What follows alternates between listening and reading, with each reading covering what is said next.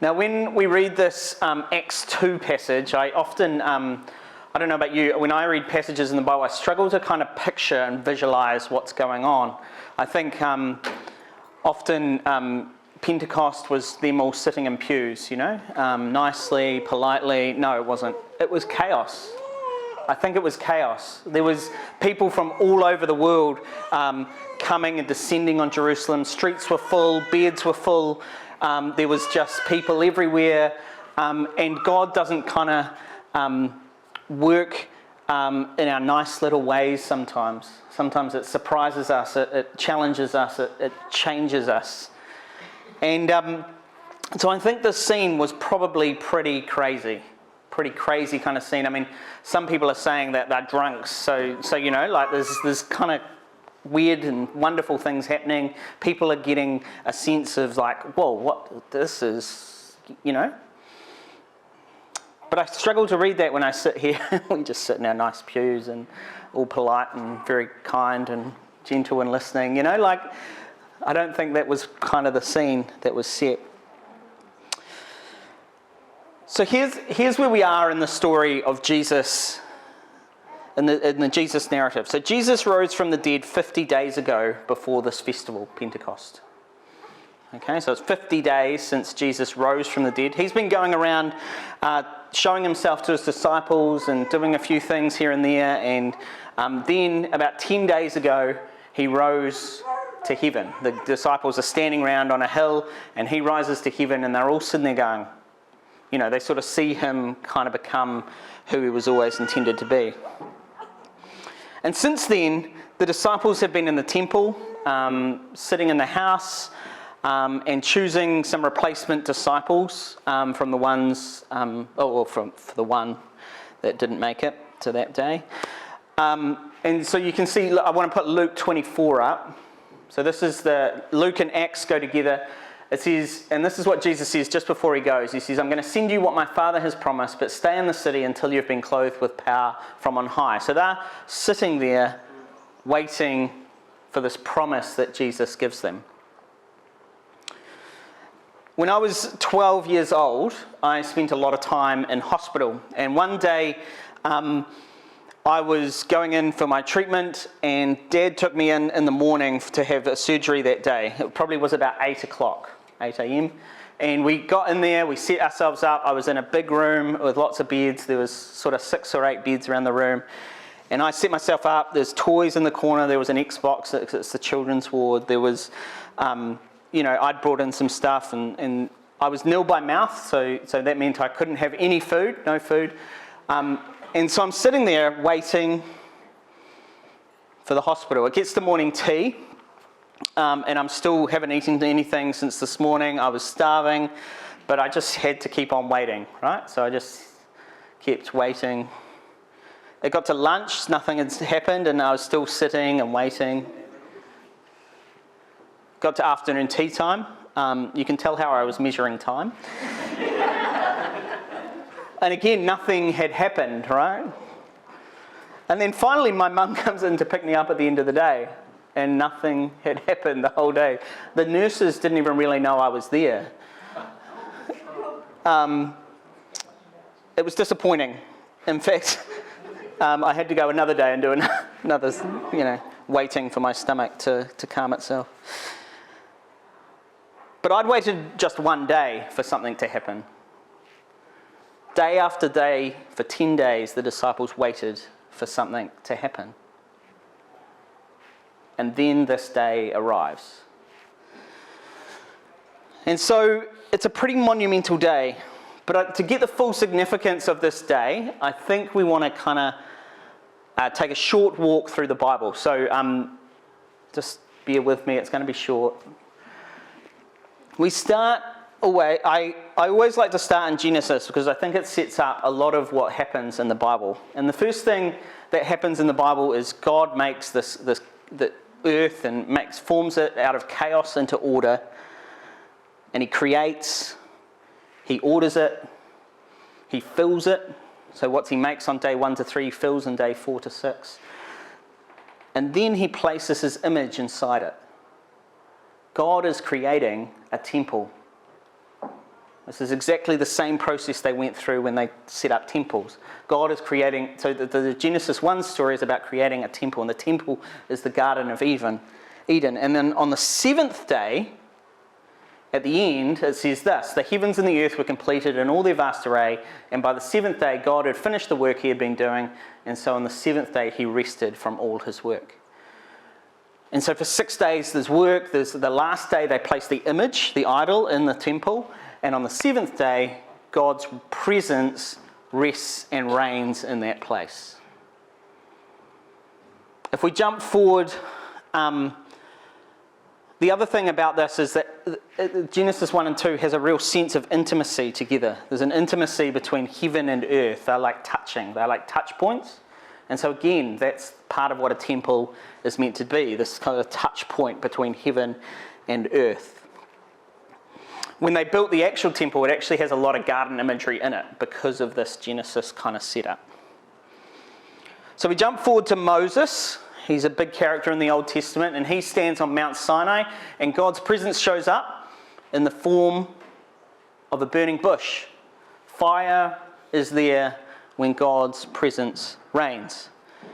And then later, he takes the Israelites out from Egypt, and he goes and stands on that same mountain. And on the morning of the third day, there was thunder and lightning with a thick cloud over the mountain and a very loud trumpet blast. Everyone in the camp trembled, and then Moses led the people out of the camp to meet with God, and they stood at the foot of the mountain. This is a moment where heaven and earth are meeting again. It's probably the first intimate kind of connection since Genesis. And again, we see God's presence there in the form of wind and flames. Yeah, keep going, the next one. Mount Sinai was covered with smoke because the Lord descended on it in fire. The smoke billowed up from it like smoke from a furnace, and the whole mountain trembled violently. Okay, let's move forward. We move further forward in the Israel story, and we've got the tabernacle. So this is when they first set up a temple. It's a tent in the desert, and the cloud covered the tent of meeting, and the glory of the Lord filled the tabernacle. So again, there's some sort of weather event. There's a pillar of fire that sits in the tabernacle and guides them in the day, in the night, and the smoke guides them in the day. And so there's a sense of like God's presence comes in the form of a fire. Now we get through to Samuel when he builds the temple, and this is what it says. Solomon finished praying, fire came down from heaven and consumed the burnt offering and the sacrifices, and the glory of the Lord filled the temple. We're starting to get a picture of what a temple kind of looks like. A temple is a space where heaven and earth meet. Some people like to call those thin spaces.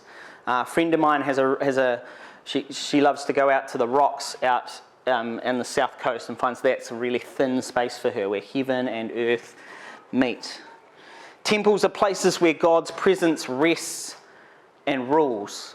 So God seems to dwell there, he seems to rest there, and it's his kind of kingdom that reigns there. And the filling of temples were often with fire, smoke, and wind. So then we skip forward to Acts, and Luke is describing this event, this chaotic kind of event that went on. And the question is, what is Luke trying to say to us? Now there's wind that goes through this place. There's tongues of fire that now rest on everyone sitting in the room. Luke is trying to say that these disciples, these people who have chosen to follow Jesus, are now mini temples. The temple no longer in Jerusalem is the place where God's presence and rest and rules. Now the temple rest and rules of God now rests on these humans, these disciples, and therefore flows through to what we are today. God's rest and rule should reign on us. And that's effectively what Ephesians 2 says. You are no longer foreigners and strangers, but fellow citizens with God's people and also members of his household, built on the foundation of the apostles and the prophets, with Christ Jesus himself as the chief cornerstone. temple kind of language. It's the chief cornerstone, that sort of thing. In him, the whole building is joined together and rises to become a holy temple in the Lord. And in him, you too are being built together to become a dwelling in which God lives by his Spirit. Luke is trying to say that the image that Pentecost gives us is we are now the temple where the rest and reign of God is. And so people react to that. There's this reaction amongst the crowd that gathered on the Pentecost day. All of the nations are gathered for this Jewish festival. And all these people from different nations now start hearing their own language being spoken by these disciples. And there are two reactions. So in verse 12, we see some are amazed and perplexed. Amazed and perplexed. They ask each other, what does this mean? There's an inquisitive kind of nature to it. But the second group made fun. Some, however, made fun of them and said they have had too much wine. And I spoke a couple of weeks ago about this idea that some of us are open to the gospel and some of us are kind of closed off to it. And for no matter what, we can't see the gospel story for what it is. I told a story from C.S. Lewis's Last Battle about dwarfs and how they couldn't connect with God, with Aslan. And so one group of people is open to what is happening, and they may not understand it. You don't have to understand it to be open to it. And they don't realize what is happening, but they are open. Whoa, this is amazing and perplexing at the same time. The other one is closed. They're mocking, they're hard-hearted, and they believe the worst. Now, I think for a long time, my heart was kind of the cynical kind of nature of this. I'll describe it as the supernatural kind of spiritual stuff. It was very hard for me to realize and figure out what that meant. But I found this Rachel Held Evans quote, which I think is very powerful. It says, cynicism is a powerful anesthetic we use to numb ourselves to pain, but which also, by its nature, numbs us to truth and joy. Grief is healthy, even anger can be healthy, but numbing ourselves with cynicism in an effort to avoid feeling those things is not. When I write off evangelicals as hateful and ignorant, I'm numbing myself with cynicism. When I jeer at their foibles, I am numbing myself with cynicism. When I roll my eyes and fold my arms and say, well, I know God can be present over there, I'm numbing myself with cynicism. And I'm missing out. I'm missing out on a God who surprises us by showing up where we don't think God belongs. I'm missing out on a God whose grace I need just as desperately, just as innately as the lady who dropped her child's sponsorship in a protest against gay marriage.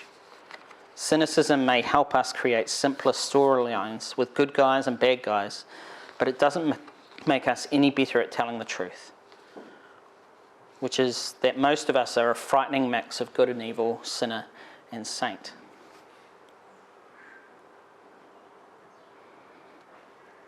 Some of us might be kind of open people to God's Spirit. Others of us might be closed off, a bit cynical, maybe can write it off as something else.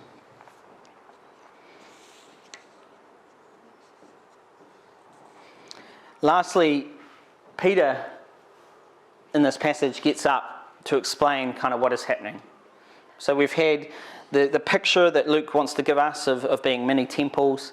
We've had the people reaction, and now Peter gets up to explain what is happening. He quotes from the prophet Joel, and he says, this is what was promised long ago, and it is now here. He says, I will pour out my Spirit on all people, on sons and daughters, on servants, on young and old. All will participate. There's no one left out because of class, status, or age. And what will be the sign of these times? Prophecy will happen. Messages from God will happen. Spiritual visions will happen. Spiritual dreams will happen. And then everyone who calls on the name of the Lord will be saved. I think this is where it starts to hit the road. Do we experience this sort of God? One who pours out his Spirit on us? Are we waiting? Are we waiting for God's Spirit? Are we connecting in those thin spaces? Is God's presence resting and ruling over us?